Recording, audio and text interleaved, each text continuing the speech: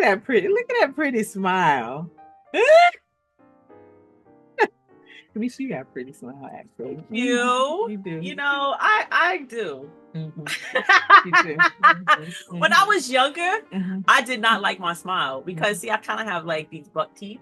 See, I have them too in the gap. But when I was younger, they were really, really buck. And Mhm. so I didn't really like my Oh, smile. because But then my your other mouth teeth had to grew grow in. in. Yeah. Yes. And so then Mhm. as I they did grew too. in, then I started to like my Yeah, smile me more. too. It's They like, used to call me oh, buck teeth and big teeth, and then I got this yes. gap that has formed and it's gotten bigger over the years. And I was so Like like self-conscious self-conscious. about it. And one day, one time, I mean, this has been recently, like, let me see, maybe my 56th or 57th birthday. My husband surprised me and took me to a concert, and at one of the big theaters, and he we go to a concert every year, but this particular one, I think we were seeing um Dinah Ross. Maybe it was either Dinah Ross or Gladys Knight, or somebody that is not going to be touring for long, Yes. and so we're sitting, and they have like a bar lobby thing attached. We're sitting in there waiting for them to open the doors, and having a drink, and there is this group of ladies. It had to be 8 to 10 ladies, black ladies across from us, and baby, they were having a good old time, laughing and talking, and some older, some younger, and one of them looked at me, and she just kind of looked at me, and she was like, "Hey, how you doing?" I was like, "How how black people, they just culturally we just talking to each other." And I smiled, and she said, "Oh, you have a gap." And I'm like, "What? Wait, that was strange." And they all turned around, girl, and they said, "Look, they all." So it was like a gap club. It was a family. Oh, and they inherently have this gap in their teeth, some small, some, you know what I mean?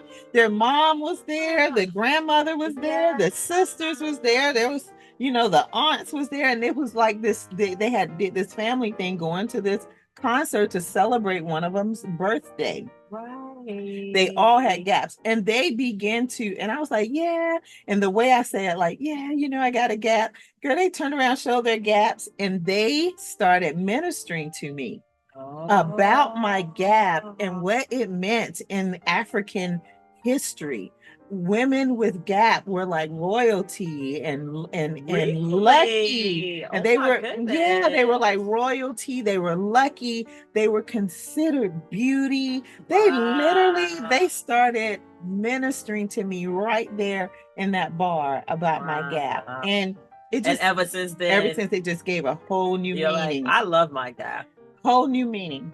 I start Googling and researching. I'm like, really? And I'm like looking, and there's literally literature about, African women with gap and what it means to I their can believe tribe. that. And I'm like, wow. I can believe that. Who knew? Hmm. Who knew something that I took to be a negative part of me?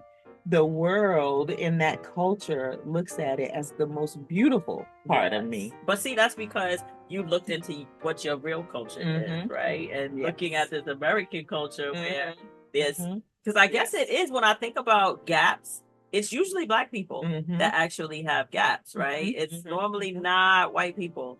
And so here it's all about like that beautiful smile, that pretty white smile. Absolutely. And even people who have gaps try to figure out how to like either cover it up or do put some caps or something so like the gap isn't there. Something. Right. Because culturally that's a more desired smile.